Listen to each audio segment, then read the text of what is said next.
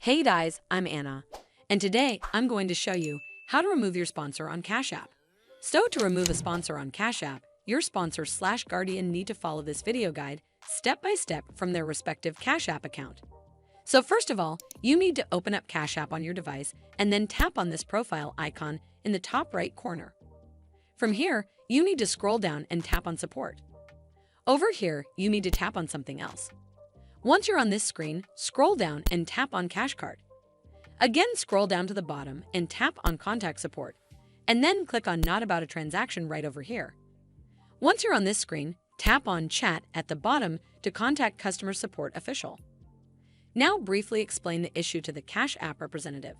You can type something along the lines of, "My son made his Cash App account when he was 17, and back then he added me as his sponsor. But now he is 18 years old, and you don't want me to be his sponsor anymore. Can you please remove me from being his sponsor?" Hopefully, the Cash App representative will help you remove your sponsor on Cash App, and if they did, then make sure you give it a thumbs up to see more videos like this. And don't forget to hit that subscribe button. We'll see you in the next one.